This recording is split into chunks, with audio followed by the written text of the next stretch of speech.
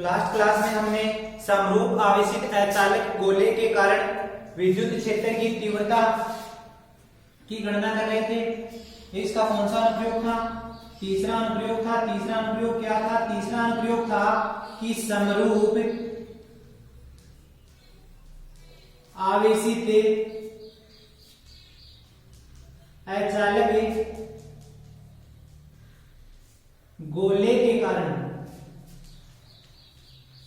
विद्युत क्षेत्र की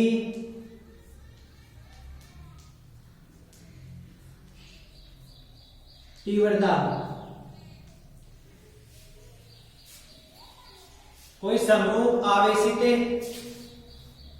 ये कोई गोला था, 8 त्रिज्या का गोला था जो समरूप आवेशित था। ये आवेश इसके अंदर भी समान रूप से वितरित है क्योंकि यह गोला अचालक या कुचालक है। इससे उत्पन्न विद्युत क्षेत्र की तीव्रता की गणना करने के लिए हमने 3 स्थितियों की कल्पना की थी। एक स्थिति इस पृष्ठ के बाहर थी,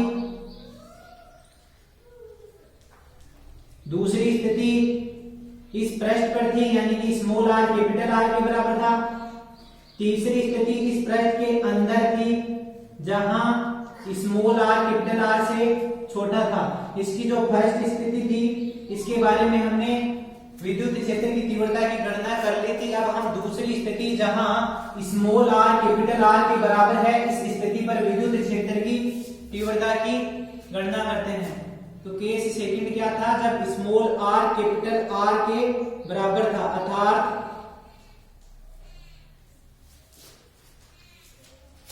बिंदु P गोले के पृष्ठ पर स्थित हो।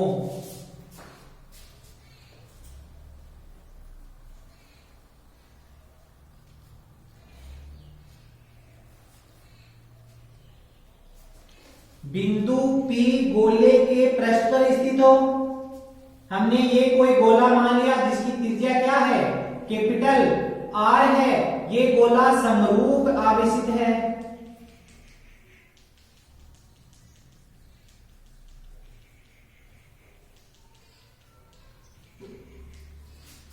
अब हम जिस बिंदु पर विद्युत क्षेत्र की तीव्रता की गणना करना चाह रहे हैं वो बिंदु कहां स्थित है? वो बिंदु इसके पृष्ठ पर स्थित है। मान लिया कोई बिंदु P है वो यहां स्थित है,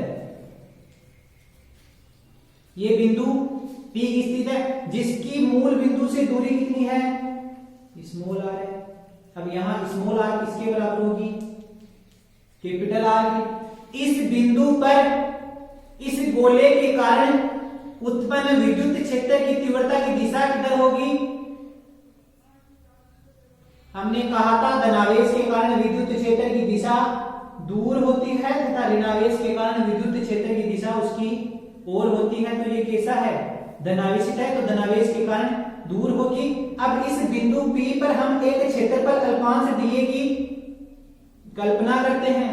तो ये जो क्षेत्रफल अल्पांश डीए है इस क्षेत्रफल सदिश की दिशा किधर होगी? क्षेत्रफल सदिश की दिशा हमेशा पृष्ठ के लंबवत होती है तो इसकी दिशा भी किधर होगी? इस डीए सदिश की दिशा में होगी। तो इसमें लिखो गाउस के नियम से। गाउस का नियम क्या था? गाउस का नियम था कि किसी बंद पृष्ठ से संबंध विद्युत फ्लक्स का मान, किसी बंद पृष्ठ से संबंध विद्युत फ्लक्स का मान उसमें उपस्थित आवेश का 1/ε0 गुना होता है। तो फाई बराबर क्या आ गया? क्यों कौन ε0, जिसे समीकरण नंबर 1 नाम दे दिया।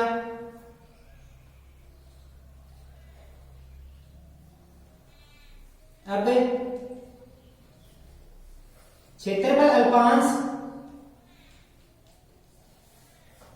क्षेत्रफल अल्पांश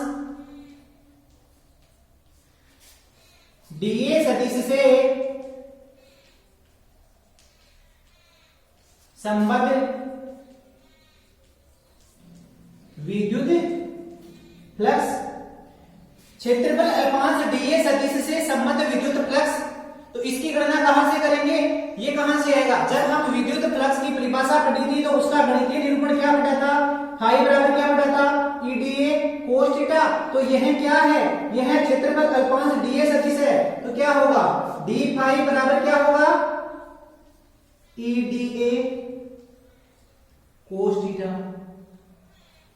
अब यहां देखो, यहां क्या है, यहां E सदिश की दिशा भी इधर ही है और DA सदिश की दिशा भी इधर ही है, यानी कि E सदिश DA सदिश के समांतर है।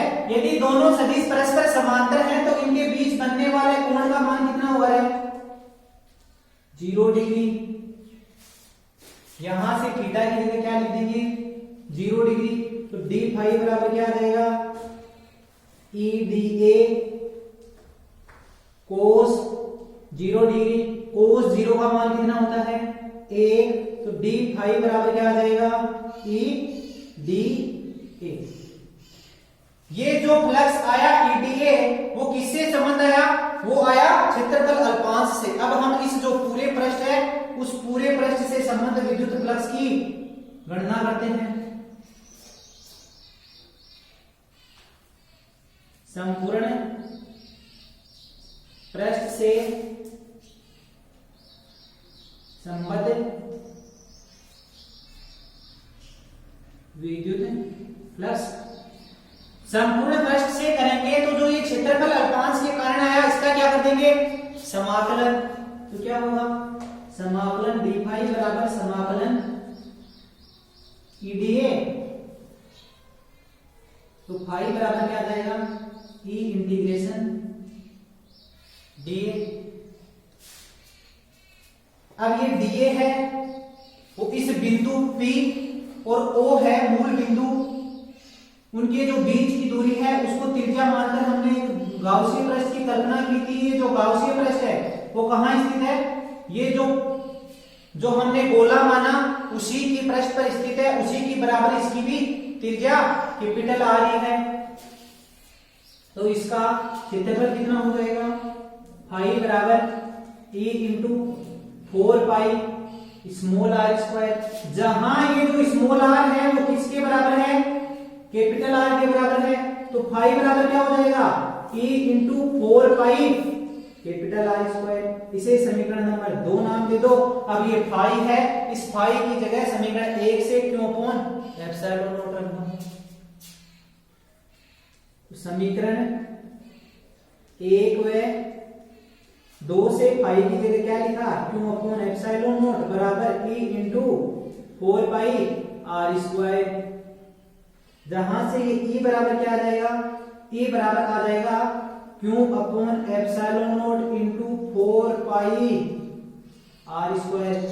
कल हम जब विद्युत ये जो समरूप आवेशित अचालक गोला है इसके कारण विद्युत क्षेत्र की तीव्रता की गणना कर रहे थे, तो हमने लिखा था ये जो गोला है इसमें जो संपूर्ण आवेश है वो आवेश वितरण घनत्व आवेश वितरण घनत्व से क्या होगा, क्यू अपॉन V होगा। जहां से क्यू बराबर क्या होगा, रो इंटू V होगा। और इस V का मान गोले के लिए क्या आएगा, 4/3 पाई R3। तो ये जो क्यू है इस क्यू की जगह रो इंटू 4/3 पाई R³ लिख देंगे। तो E बराबर इस क्यू की जगह क्या लिखेंगे, इस क्यू की जगह लिखेंगे रो इंटू 4/3 पाई R³ लिखेंगे। तो rho into 4/3 pi R³ upon epsilon naught pi R square. 4 pi से 4 पाई गया, यहां नीचे R स्क्वायर है ऊपर R³ है, तो क्या होगा, आधार समान है दोनों भाग में है तो घातें आपस में घट जाएगी। तो E बराबर क्या आ जाएगा, ये R की पावर 2 है ऊपर जाएगा, R की पावर -2 होगा, R की पावर -2 और R की पावर +3 कितना होगा, R की पावर +1। ए, तो यहां कितना आएगा रो r अपॉन 3 एप्सिलॉन। ये किसका मान आ गया, विद्युत क्षेत्र की तीव्रता।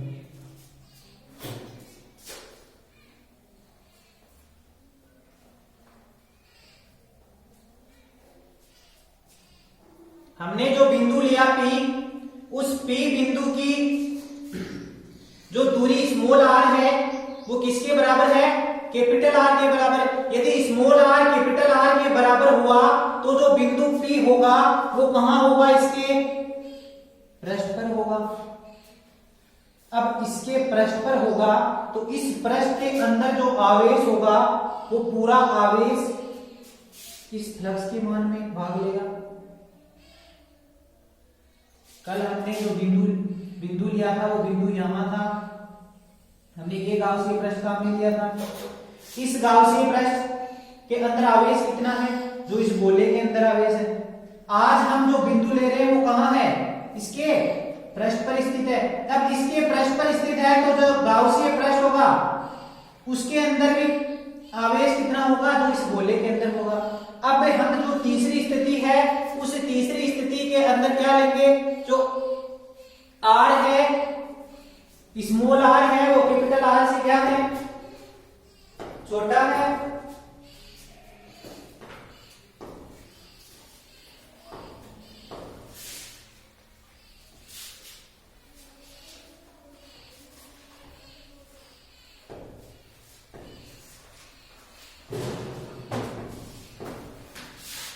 तीसरी स्थिति में होगा स्मॉल r लेस देन होगा कैपिटल R से।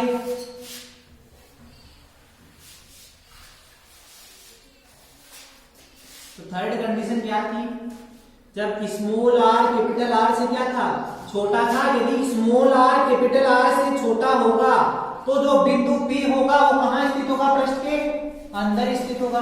अर्थात बिंदु P पृष्ठ के अंदर स्थित है।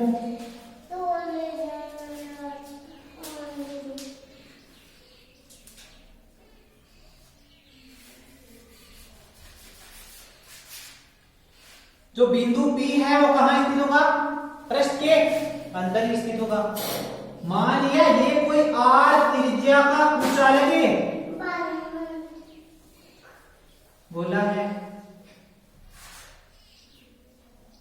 जिसकी त्रिज्या क्या है, कैपिटल R है। इस गोले के अंदर जो आवेश है वो समरूप वितरित है। अब हम जिस बिंदु पर विद्युत क्षेत्र की तीव्रता की गणना करना चाह रहे हैं वो बिंदु कहां स्थित है, इस पृष्ठ के अंदर स्थित है। तो मान लिया जिस बिंदु पर विद्युत क्षेत्र की तीव्रता की गणना करना चाह रहे हैं वो बिंदु P यहां स्थित है। इस बिंदु P की मूल बिंदु से दूरी कितनी होगी है, स्मॉल r। अब जो P बिंदु है और जो मध्य बिंदु O है उसके बीच की दूरी जो स्मॉल r है, उस स्मॉल r को त्रिज्या मानकर एक गाउसीय पृष्ठ की कल्पना करते हैं। ये गाउसीय पृष्ठ की कल्पना कर ली।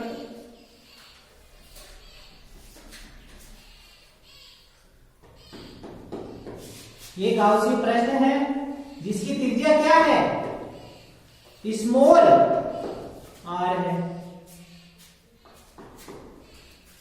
अब ये जो गाउसीय पृष्ठ है इससे संबंध जो विद्युत फ्लक्स होगा, उस विद्युत फ्लक्स में जो आवेश काम आएगा वो आवेश ये जो कैपिटल R त्रिज्या वाला गोला था उसका सारा काम में आएगा, या जो इसके इस जो गाउसीय पृष्ठ के अंदर का वो भी काम में आएगा।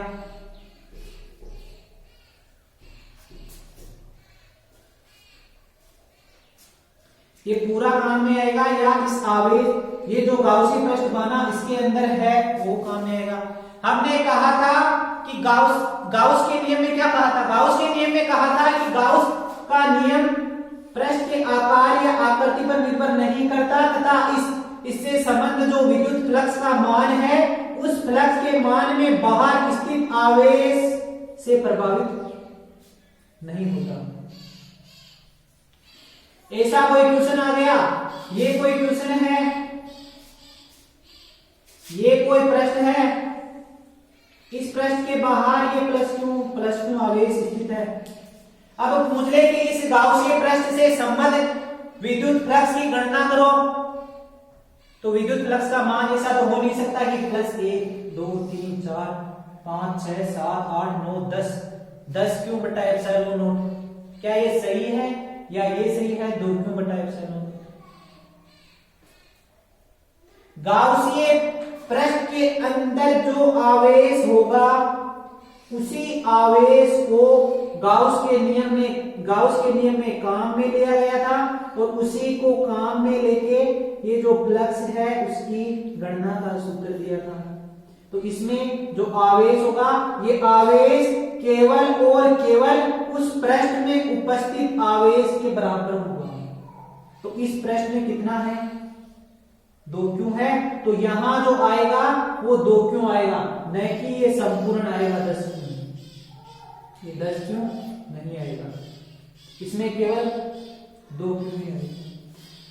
इसी प्रकार इसमें देखना, इसमें जो हमने गाउसीय पृष्ठ की कल्पना की है उस गाउसीय पृष्ठ की त्रिज्या क्या है? स्मॉल आर है, और जो पहले हमारे पास बोला था उसकी त्रिज्या क्या है? कैपिटल आर है। अब ये जो गाउसीय पृष्ठ की कल्पना की तो इससे संबंध जो विद्युत फ्लक्स होगा वो इसमें उपस्थित आवेश के बराबर होगा। मान लिया इसमें कितना आवेश है? क्यू डैश आवेश है। ये जो गाउसीय पृष्ठ है इस गाउसीय पृष्ठ के अंदर क्यू डैश आवेश स्थित है। अब इस क्यू डैश का मान कितना होगा? आवेश वितरण की जब बात कर रहे थे तो आवेश वितरण हमने 3 प्रकार का पढ़ा था। एक रेखीय आवेश वितरण पढ़ा था, एक पृष्ठ आवेश घनत्व पढ़ा था और एक आयतन आवेश वितरण पढ़ा था। तो ये गोला है, इस गोले के अंदर जो आवेश वितरित है वो इसके संपूर्ण आयतन में वितरित है। तो यहां कौन सा काम में आएगा? आयतन आवेश वितरण काम में आएगा। आयतन आवेश वितरण रो बराबर क्या था रे? क्यू अपॉन वी था। तो यहां से रो बराबर क्या आ जाएगा? क्यू डैश अपॉन वी, और जो आयतन काम में लेंगे वो आयतन कौन सा होगा? इस गाउसीय पृष्ठ के अंदर जो है तो क्यू डैश अपॉन इसकी त्रिज्या कितनी है? स्मॉल आर है। स्मॉल आर त्रिज्या का एक गोला है तो उसका आयतन कितना होगा? 4/3 पाई स्मॉल आर क्यूब। यहां से क्यू डैश बराबर क्या आ जाएगा? Rho into 4/3 pi small R cube. तो हम जो गाउस के नियम में क्यू रखेंगे उसकी जगह क्या रखेंगे? क्यू डैश रखेंगे। ये क्यू डैश क्यों रखा? क्योंकि हम जो गाउसीय पृष्ठ की कल्पना कर रहे हैं उस गाउसीय पृष्ठ में पूरा क्यों आवेश नहीं है, उसका कुछ भाग ही इस गाउसीय पृष्ठ के अंदर है। अब गाउस के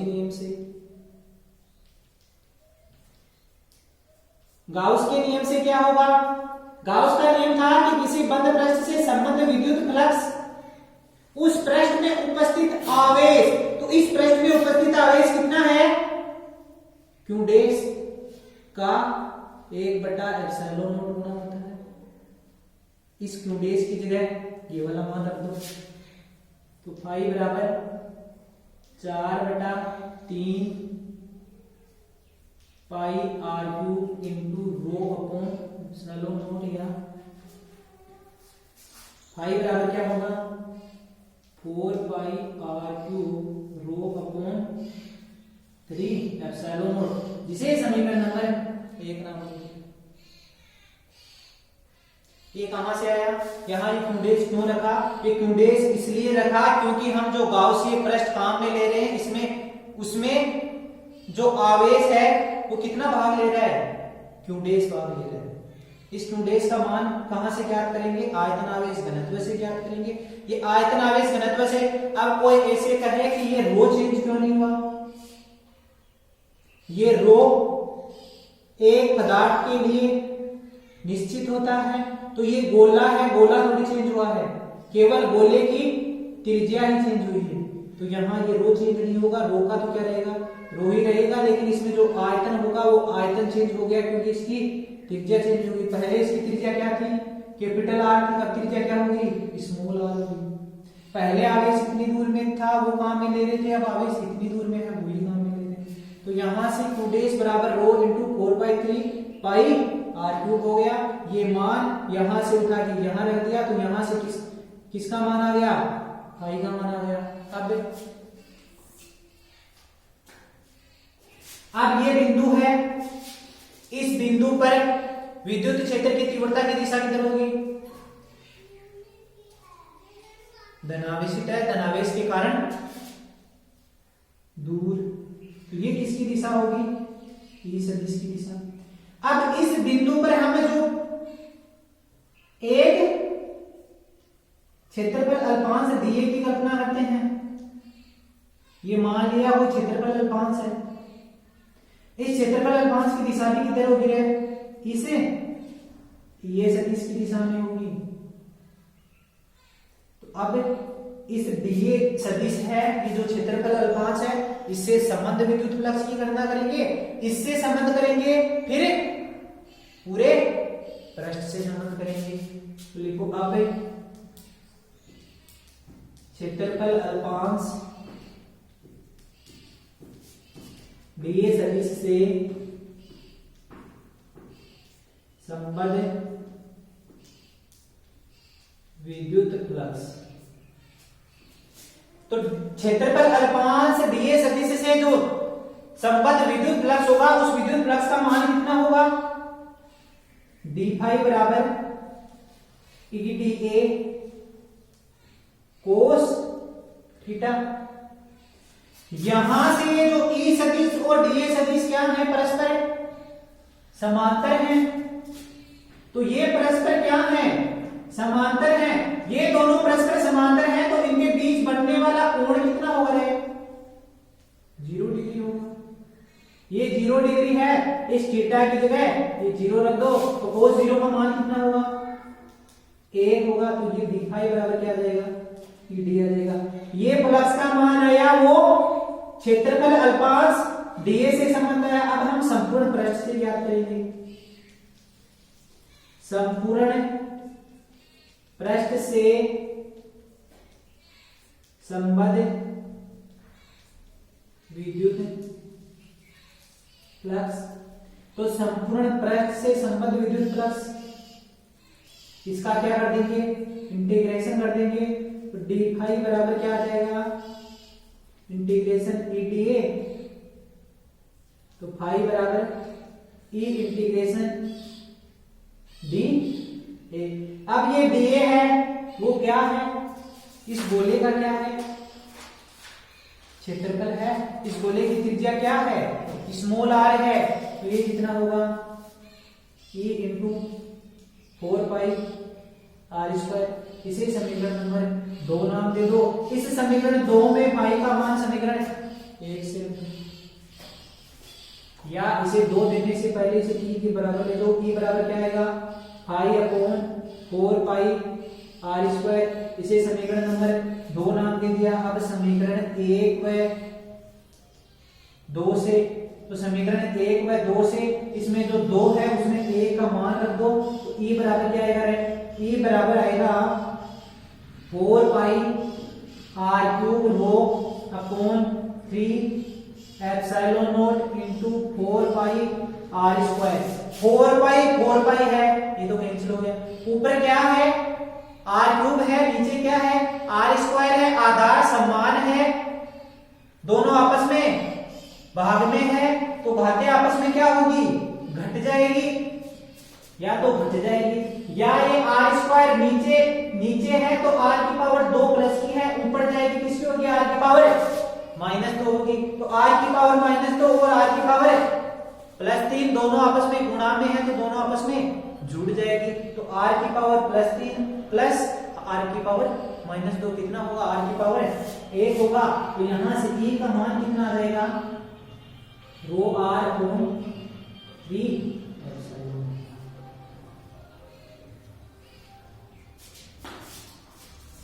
तो ये किसके कारण आ गया, जो बिंदु P माना वो बिंदु P इस गोले के अंदर स्थित है। तो बिंदु P इस अंदर स्थित बिंदु पर हमने विद्युत क्षेत्र की तीव्रता की गणना की। तो यहां पर हम स्मॉल r त्रिज्या की एक गाउसीय पृष्ठ की कल्पना की। इस गाउसीय पृष्ठ की कल्पना की तो इस पृष्ठ से संबद्ध जो विद्युत फ्लक्स का मान होगा वो मान इस पृष्ठ के अंदर जो आवेश स्थित है उस आवेश का 1/ε0 गुणा होगा। अब इस पृष्ठ के अंदर आवेश कितना स्थित है वो हमें पता नहीं, माना वो आवेश कितना है, q डैश है। अब इस q डैश का मान कहां से ज्ञात करेंगे, आयतन आवेश घनत्व से। आयतन आवेश घनत्व क्या होता है, रो बराबर q अपॉन v। आयतन आवेश घनत्व की परिभाषा क्या होती है, एकांक आयतन में उपस्थित आवेश को आयतन आवेश घनत्व, एकांक आयतन में उपस्थित आवेश को, जिसे एकांक मानते हैं उसे बटा में लिखते हैं। एकांक आयतन में उपस्थित आवेश को आयतन आवेश घनत्व कहते हैं। तो यहाँ हमने क्या माना, q डैश माना, ये क्या हो गया, v हो गया। v कितना होगा, इसका आयतन कितना होगा, 4/3 पाई स्मॉल r क्यूब। तो q डैश बराबर रो इंटू 4/3 पाई r क्यूब हो गया। अब हम गाउस के नियम से, गाउस का नियम क्या था, किसी बंद पृष्ठ से संबद्ध विद्युत फ्लक्स का मान उस पृष्ठ में उपस्थित आवेश का 1/ε0 गुणा होता है। तो फाई बराबर q डैश अपॉन ε0 हो गया। अब ये q डैश है, इस q डैश की जगह क्या लिख देंगे, रो इंटू 4/3 पाई r क्यूब लिख देंगे। तो यहां से फाई बराबर क्या आएगा, 4 पाई r क्यूब रो बटा 3 ε0। इसे समीकरण नंबर 1 नाम दे दिया। अब हम यहाँ एक क्षेत्रफल अल्पांश की कल्पना करते हैं। एक क्षेत्रफल अल्पांश क्या माना हमने, dA मान लिया।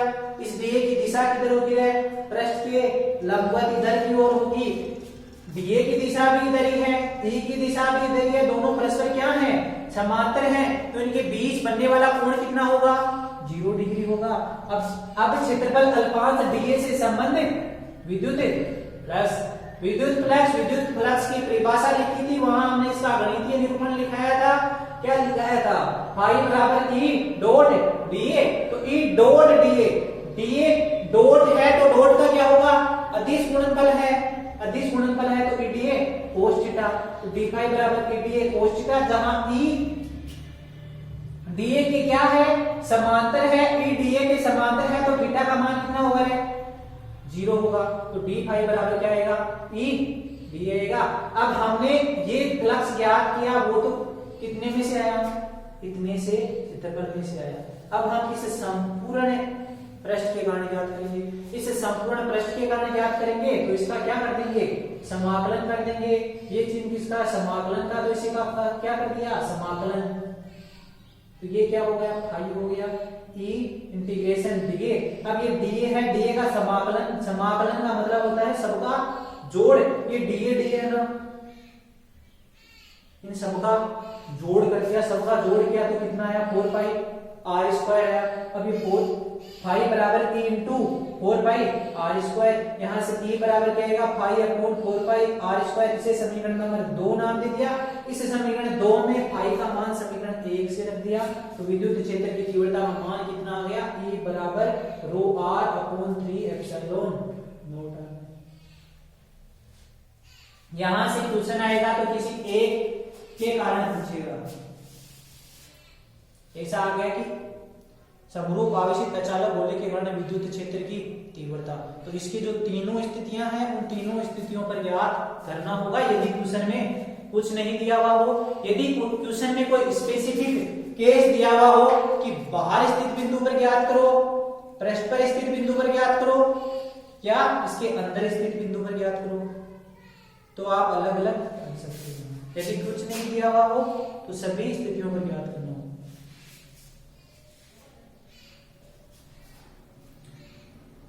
इसके बाद में गाउस के नियम का चौथा अनुप्रयोग है। चौथा अनुप्रयोग क्या है? चौथा अनुप्रयोग है कोई अनंत लंबाई का कोई आवेशित तार है जिस पर Q आवेश है। उस आवेशित तार के कारण बिंदु P पर विद्युत क्षेत्र की तीव्रता की गणना करनी है। वो बिंदु उस तार के मध्य बिंदु से कहां स्थित है? R दूरी पर स्थित है।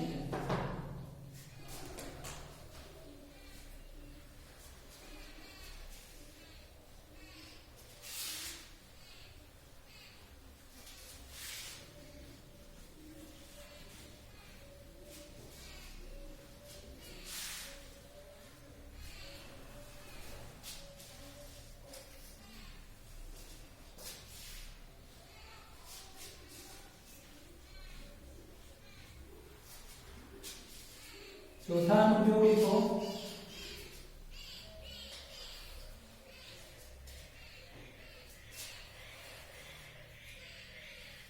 अनंत लंबाई के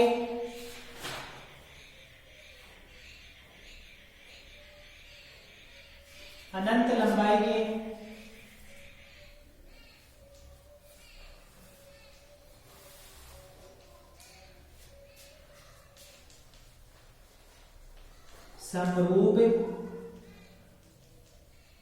आवेशित तार के कारण विद्युत क्षेत्र की तीव्रता।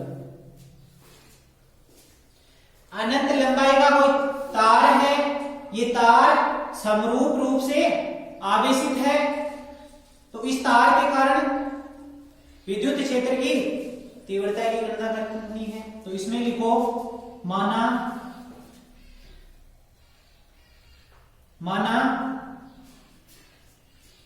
एक अनंत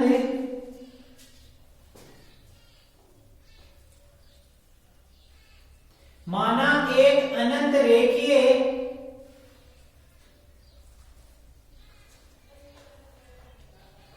आवेशित तार है जिस पर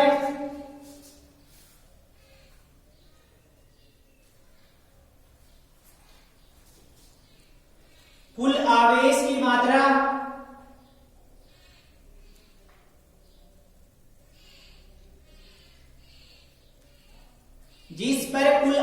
की मात्रा स्मॉल q वितरित है। स्मॉल q वितरित है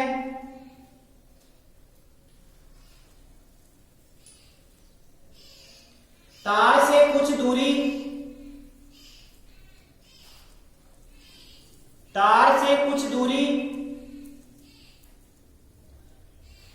पर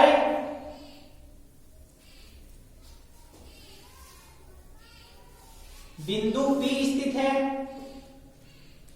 तार से कुछ दूरी पर बिंदु P स्थित है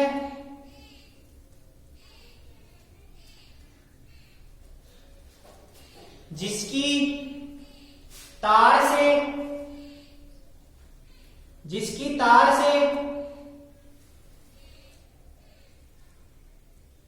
दूरी स्मॉल r है,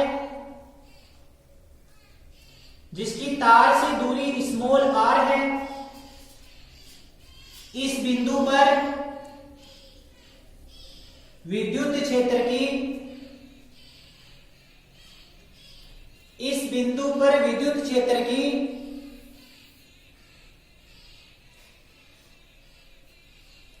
तीव्रता ज्ञात करने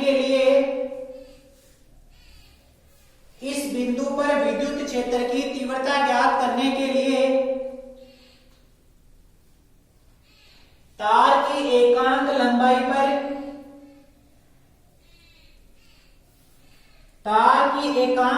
पर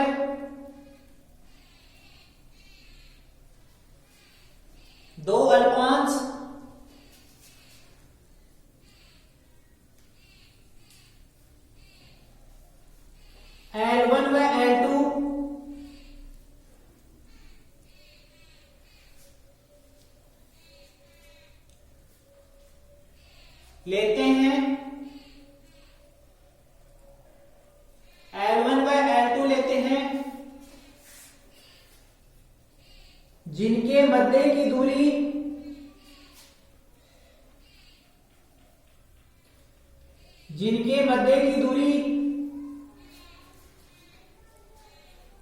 स्मॉल एल है,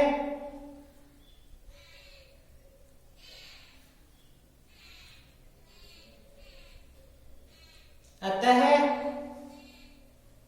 गाउस के नियम से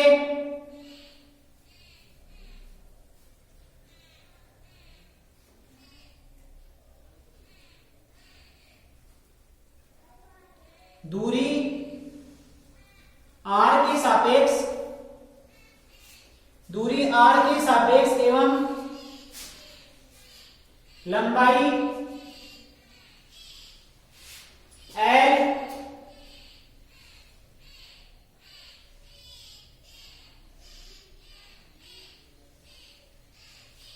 का एक गाउसीय पृष्ठ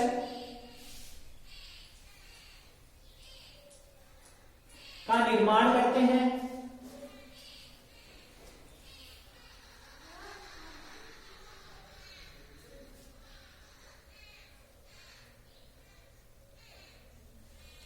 इस गाउसीय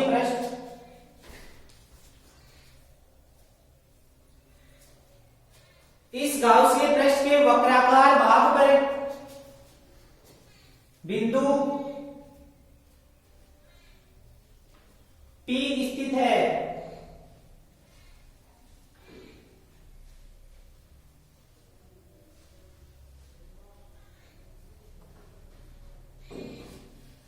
अतः बिंदु P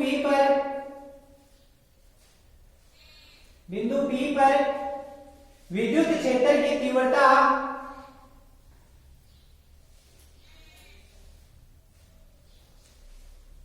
की गणना करने के लिए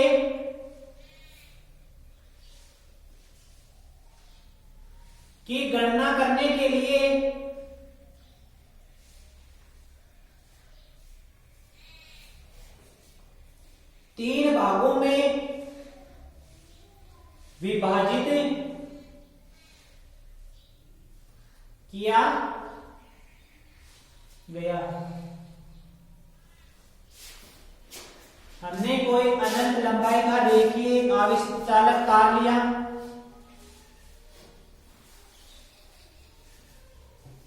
ये एक अनंत लंबाई का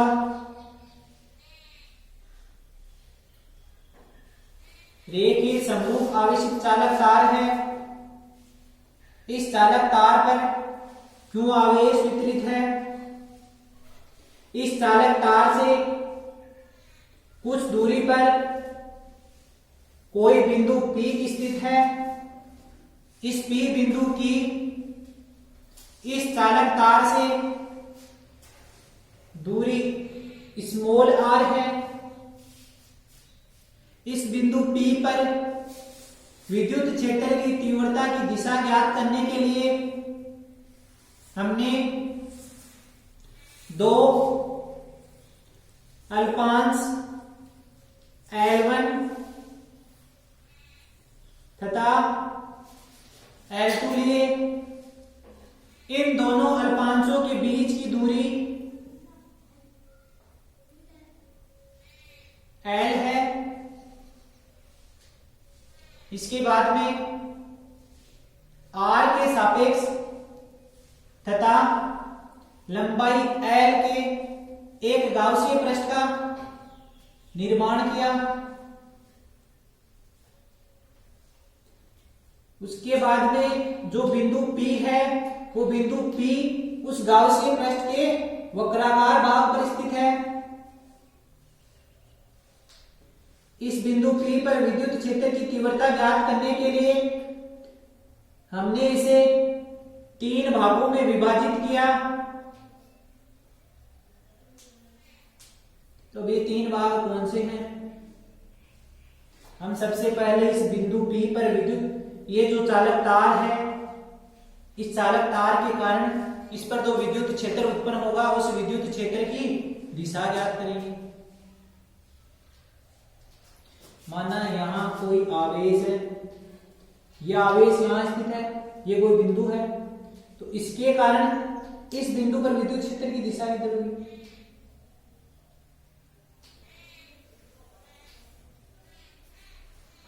इधर होगी, इसे हमने क्या मान लिया, E2 मान लिया। इसके कारण इधर होगी, इसे हमने क्या मान लिया, E1 मान लिया। E2 है, E1 है, ये कोण है, ये हमने थीटा मान लिया। अब ये कोण थीटा है, तो ये कोण कितना होगा, ये भी थीटा होगा। ये कोण कितना होगा, ये भी थीटा होगा। दोनों कोण थीटा हैं। ये क्या है, E2 है, ये E1 है। इन दोनों का क्या कर देते हैं, घटक कर देते हैं। ये E2 है, ये इसे थीटा कोण बना रहा है, तो थीटा कोण के साथ घटक क्या होगा, कोस होगा या साइन। थीटा के साथ घटक होगा, वो क्या होगा, कोस होगा। तो ये तो क्या हुआ, E2 कोस थीटा, और उसके जस्ट जो लंबवत होगा वो घटक क्या होगा, साइन होगा। तो ये क्या होगा, E2 साइन थीटा। E1 है, थीटा कोण बना रहा है, थीटा के साथ वाला घटक क्या होगा रे, कोस थीटा होगा। E1 कोस थीटा, और इसका ये वाला घटक E1 साइन थीटा। अब ये जो अल्पांश लिए, ये अल्पांश समान है, तो यहां जो आवेश होगा वो भी क्या होगा, समान होगा। आवेश समान होगा तो E1 व E2 क्या होंगे, बराबर होंगे। E1 व E2 बराबर होंगे, तो E1 साइन थीटा किसके बराबर होगा, E2 साइन थीटा के बराबर होगा। तो दोनों आपस में, मान लिया ये कोई बिंदु है, इस पर 5 न्यूटन बल इधर लग रहा है, 5 न्यूटन बल इधर लग रहा है। अब ये कोई बिंदु था यहां, ये एक आदमी इधर खींच रहा है, एक आदमी इधर खींच रहा है, दोनों के द्वारा लगने वाला बल कितना है, 5 न्यूटन है। क्या वो इस बिंदु को खींच पाएंगे, यहां से नहीं खींच पाएंगे, क्योंकि दोनों बलों का मान समान है, तो दोनों एक दूसरे के द्वारा निरस्त हो जाएंगे। तो ये यहां भी क्या होगा, दोनों जगह विद्युत क्षेत्र की तीव्रता का मान क्या है, समान है, तो दोनों आपस में क्या हो जाएंगे, निरस्त हो जाएंगे। अब बचेगा क्या, E2 cos थीटा और E1 sin थीटा। तो यहां से इस बिंदु पर जो विद्युत क्षेत्र की परिणामी दिशा आएगी वो किधर आएगी, इधर आएगी। हमने दो अल्पांश लिए L1 व L2, हमने लिखा था कि एकांक का मतलब दोनों का मान परिमाण में क्या है, समान है। एक तो परिमाण में समान है, L1 L2 लिया। ये बिंदु, इस बिंदु पर विद्युत क्षेत्र की दिशा इसके कारण किधर हुई, इधर हुई, इसके कारण इधर हुई, इधर हुई। यहाँ ये कोण थीटा माना, तो ये कोण भी क्या होगा, थीटा होगा। ये कोण थीटा होगा तो इसका ये घटक क्या होगा, E2 cos थीटा होगा। ये घटक cos थीटा होगा तो ये घटक क्या होगा, sin थीटा होगा। ये E1 है, थीटा कोण बना रहा है, थीटा के साथ होने वाला घटक क्या होता है, cos थीटा। तो ये क्या होगा, E1 cos थीटा।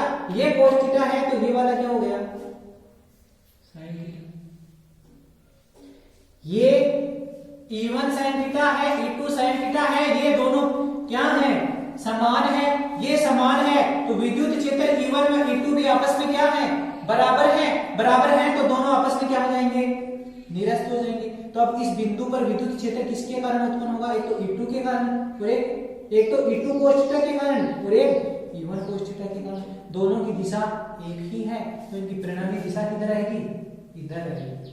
तो इस बिंदु पर इस तार के कारण जो विद्युत क्षेत्र की तीव्रता की दिशा आएगी वो किधर आएगी, इधर आएगी। ये तो क्या हुई, दिशा हुई। अब बात करते हैं हम विद्युत क्षेत्र की तीव्रता की। इतना छाप दो, ये विद्युत क्षेत्र की क्या आ गई, परिणामी दिशा आ गई।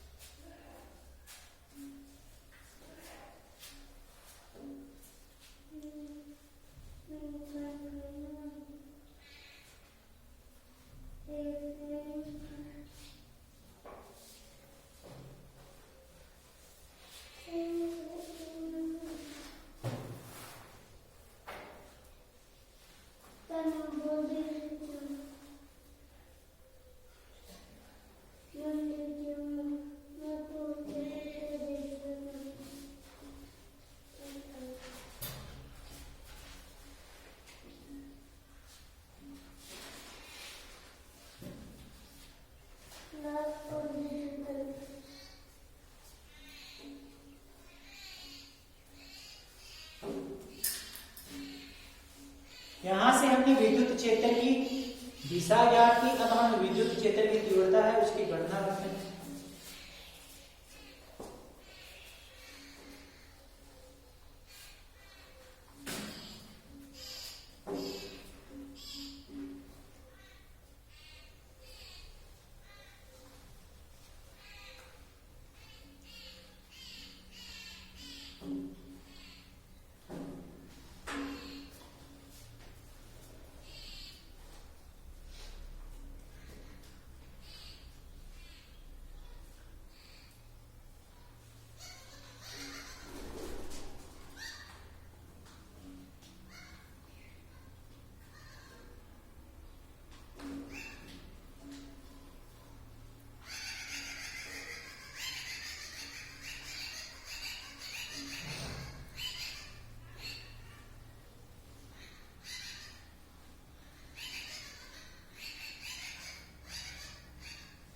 ये हमने इस तरफ बिंदु था, इस पर ज्ञात की। यदि ये बिंदु इधर होता तो यहाँ विद्युत क्षेत्र की दिशा किधर आती? इधर आती। चाहे ये बिंदु यहाँ हो, यहाँ हो, यहाँ हो, यहाँ हो, यहाँ हो, कहीं भी हो, इसकी दिशा किधर आएगी? इधर आएगी। इसमें ये बिंदु चाहे यहाँ, यहाँ, यहाँ कहीं भी हो, उसकी दिशा किधर आएगी? इस दिशा में है। तो ये हुई विद्युत क्षेत्र की दिशा। अब हम बात करते हैं विद्युत क्षेत्र की तीव्रता की गणना की। हमने क्या माना था? ये कोई अनंत लंबाई का रेखीय आवेशित तार माना था, जिस पर नो आवेश वितरित है। इससे जो बिंदु है वो कहां है? r दूरी पर स्थित है। इस r दूरी और l लंबाई के हम एक गाउसीय पृष्ठ की कल्पना करते हैं। तो गाउसीय पृष्ठ ऐसा तो हो नहीं सकता कि कोई गोला होगा। भाई कोई गोला हुआ तो ये गोला तो इधर से चला जाएगा, जबकि ये तार कैसा है? अनंत लंबाई का है। फिर हमने इस गोले की त्रिज्या क्या ली है? r ली है। तो r त्रिज्या के गोले में ये अनंत लंबाई का चालक तार कैसे आएगा? तो गोला तो हो नहीं सकता। कोई घन की बात करते हैं तो घन भी नहीं हो सकता। तो हम अब किसकी बात करते हैं? बेलन की बात करते हैं। ये बेलन है जिसकी लंबाई क्या है? L। ये बेलन की एक कल्पना करते हैं जिसकी लंबाई L है, त्रिज्या क्या है? R है। ये बिंदु P था, वो इसके वक्राकार भाग पर स्थित है। ये इसका वक्राकार भाग है। यहां इसकी दिशा किधर होगी? विद्युत क्षेत्र की इधर होगी। ये हमने ज्ञात कर ली। अब हमने लिखा था कि P बिंदु पर विद्युत क्षेत्र की दिशा ज्ञात करने के लिए इसे 3 भागों में विभाजित करते हैं। भाई इसके कारण जो बल रेखाएं उत्पन्न होगी वो बल रेखाएं इधर से भी निकलेगी, इधर से भी निकलेगी और इधर से भी निकलेगी। तो एक भाग तो ये हो गया, एक भाग इसका वक्राकार भाग हो गया और एक भाग ये हो गया। तो हमने जो 3 भाग लिखे थे उन 3 भागों को अलग अलग नाम दे दिया। अलग अलग नाम क्या दे दिया? इस भाग को तो हमने नाम दे दिया S1, इस भाग को नाम दे दिया S2, इस भाग को नाम दे दिया S1। तो S1 तो ऊपरी वृत्ताकार भाग हो गया, S2 वक्राकार भाग हो गया, S3 जो नीचे वृत्ताकार भाग है वो हो गया। यहां पर विद्युत क्षेत्र की दिशा किधर है? इधर है। यहां जो क्षेत्रफल सदिश लेंगे उस क्षेत्रफल सदिश की दिशा किधर होगी रे? हमेशा पृष्ठ के लंबवत होती है। यहां हमने इस बिंदु पर जो S2 भाग है उस S2 भाग में इस सदिश की दिशा किधर है? इधर है। यहां कोई क्षेत्रफल अल्पांश लिया, उस क्षेत्रफल अल्पांश के क्षेत्रफल सदिश की दिशा किधर होगी? इधर होगी। यहां कोई पृष्ठ लेंगे, क्षेत्रफल अल्पांश की दिशा हमेशा पृष्ठ के लंबवत होती है, तो इस पृष्ठ का लंबवत क्या होगा? ये होगा। यहां कोई बिंदु लिया, इस बिंदु पर विद्युत क्षेत्र की दिशा तो किधर है? इधर है। यहां कोई क्षेत्रफल अल्पांश माना, उस क्षेत्रफल अल्पांश की क्षेत्रफल अल्पांश सदिश की दिशा किधर होगी? हमेशा पृष्ठ के लंबवत होगी। यहां ये दोनों समांतर हैं, यहां ये दोनों लंबवत है, ये दोनों लंबवत है। इसमें लिखो गाउस के नियम से। गाउस के नियम से, गाउस का नियम क्या था? गाउस का नियम था कि किसी बंद पृष्ठ से संबंधित विद्युत फ्लक्स उस पृष्ठ में उपस्थित आवेश का 1/एप्सिलॉन गुना होता है, जिसे समीकरण नंबर 1 नाम।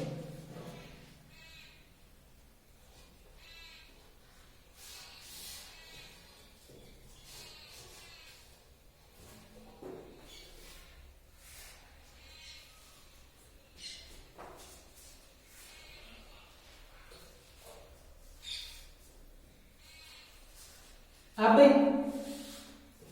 ये जो बेलनाकार भाग है, इस बेलनाकार भाग से संबंध विद्युत फ्लक्स की गणना करते हैं। इसमें देखो बेलनाकार, अब बेलनाकार गाउसी पृष्ठ से संबंधित विद्युत फ्लक्स, तो फ्लक्स कितना होगा? फाई बराबर है, हमने 3 पृष्ठ माने हैं तो तीनों की अलग अलग जोड़ेंगे। तो एक बार तो क्या होगा? S1 का हो गया EDA cos थीटा हो गया, प्लस दूसरी बार किसका मानेंगे? S2 का EDA cos थीटा हो गया, तीसरी बार किसका मानेंगे? S3 का, वो कितना होगा? EDA cos थीटा हो गया। अरे S1 के लिए थीटा का मान कितना होगा? कितना होगा? 90 डिग्री। तो यहां cos 90 क्या हो जाएगा? 0। तो ये वाला क्या हो जाएगा? टोटल 0। S2 के लिए थीटा का मान कितना होगा? E व A क्या है? परस्पर समांतर है, तो थीटा का मान क्या होगा? 0 डिग्री। तो ये क्या हो गया? cos 0 क्या हो गया? 1। तो ये क्या होगा? E dA। यहां क्या है? S3 के लिए थीटा का मान क्या होगा? E व A क्या है? परस्पर लंबवत है, थीटा का मान 90, तो थीटा का मान 90, तो cos 90 क्या होगा? 0। तो S1 और S3 वाला तो क्या हो गया? 0। तो 0 प्लस EDA S2 प्लस 0, ये 0 हो गया, ये 0 हुआ। 0 क्यों हुआ? क्योंकि यहाँ थीटा का मान कितना है? 90 है, और यहाँ भी थीटा का मान कितना है? 90 है। cos 90 का मान 0 को किसी से गुणा करोगे तो क्या आएगा? 0 आएगा। यहां से फाई बराबर क्या आएगा? E समाकलन D इसके लिए है, S2 के लिए। अरे जो S2 माना वो क्या है? एक बेलन है, तो बेलन का क्षेत्रफल क्या होता है? 2 पाई R। H लंबाई होती है, लेकिन इसमें H की जगह क्या लेंगे रे? L। इसकी लंबाई क्या मानी है? L। तो फाई बराबर E इंटू 2 पाई R L। इसे समीकरण नंबर 2 नाम दे दिया। इसे समीकरण 2 में इस फाई का मान समीकरण 1 से रख देंगे। इक्वेशन 1 व 2 से E बराबर क्या आ जाएगा? यहां क्या लिखेंगे? Q अपॉन एप्सिलॉन नॉट बराबर E इंटू 2 पाई R L। तो E बराबर क्या आ जाएगा? E बराबर आ जाएगा Q upon epsilon not into 2 pi R L। ये आ गया विद्युत क्षेत्र की तीव्रता। अब यदि हमें आवेश का मान पता नहीं हो तो आवेश कहां से लेंगे? इसकी लंबाई दे दी और हमें आवेश का मान नहीं दिया हुआ हो तो आवेश का मान कहां से लेंगे? आवेश का मान लाने के लिए हमने 3 जो रेखीय वितरण पढ़े थे, वो 3 प्रकार के पढ़े थे। एक था उसमें रेखीय आवेश घनत्व, तो रेखीय आवेश घनत्व का मतलब उसमें आवेश लंबाई के अनुदिश वितरित हो रहा था। तो यहां यहां लिखो बेलनाकार पृष्ठ में कुल आवेश लैम्डा बराबर क्या था, Q अपॉन L, जहां से Q बराबर क्या आ जाएगा, लैम्डा इंटू L। ये जो Q बराबर लैम्डा इंटू L आया, इसको यहां से उठाकर यहां रख देंगे।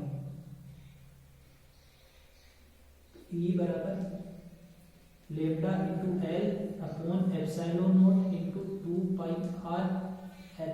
अरे L ऊपर भी है, L नीचे भी है, क्या होगा, कट जाएगा। तो E बराबर क्या आ जाएगा, lambda upon 2 pi epsilon not r। ये आया। अब हमें पता है कि K बराबर क्या होता है, 1 अपॉन 4 पाई एप्सिलॉन नॉट। लेकिन इधर क्या है, 4 पाई एप्सिलॉन नॉट नहीं है, इस साइड में क्या है, 2 पाई एप्सिलॉन नॉट। इस 2 पाई एप्सिलॉन नॉट को मैं इसको भी 2 पाई एप्सिलॉन नॉट बना लूं, मैं दोनों को 2 से गुणा कर देता हूं, इसको भी 2 से गुणा कर दिया, इसको भी 2 से गुणा कर दिया। तो ये तो क्या हो गया, 2k बराबर क्या हो गया, 1 अपॉन 2 पाई एप्सिलॉन नॉट। अरे ये 1 अपॉन 2 पाई एप्सिलॉन नॉट है, ये भी 1 अपॉन 2 पाई एप्सिलॉन नॉट है। इसकी जगह क्या लिख सकते हैं, 2k। तो E बराबर क्या आ गया, 2k लैम्डा अपॉन r। यही विद्युत क्षेत्र की तीव्रता का सूत्र आ गया। किसके कारण, अनंत लंबाई के समरूप आवेशित तार के कारण। कितना आया, 2k लैम्डा अपॉन r। यदि अब इसका ग्राफ पूछ ले तो इसका ग्राफ कैसा होगा, अब इसका ग्राफी निरूपण देखते हैं, ग्राफी निरूपण कैसा होगा।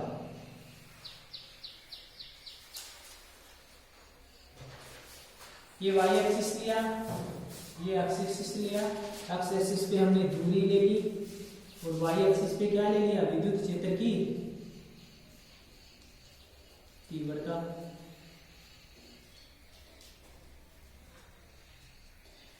यहां क्या है, E बराबर 2k लैम्डा अपॉन r है। अरे E बराबर क्या है, 2k लैम्डा अपॉन r है, जहां 2 भी क्या है, नियतांक है, k भी क्या है, नियतांक है, लैम्डा भी क्या है, नियतांक है। तो E किसकी समानुपाती होगा, 1 बटा r की समानुपाती होगा। E किसकी समानुपाती होगा, 1 बटा r के समानुपाती होगा। यानी कि r बढ़ेगा तो E क्या होगा, घटेगा। प्रारंभ में यदि r 0 था तो E क्या था, अनंत था, लेकिन जब r अनंत हुआ तो E क्या हुआ, 0 हो गया। ग्राफ कैसा है, ऐसा आएगा। तो ये E व r के बीच ग्राफ हो गया।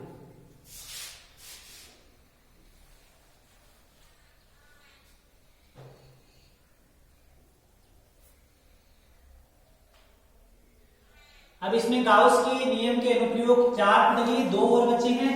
एक तो जो पट्टिका है वो क्या है, चालक पट्टिका है, दूसरी क्या है, अचालक पट्टिका है। उनके बारे में अगली क्लास में पढ़ेंगे।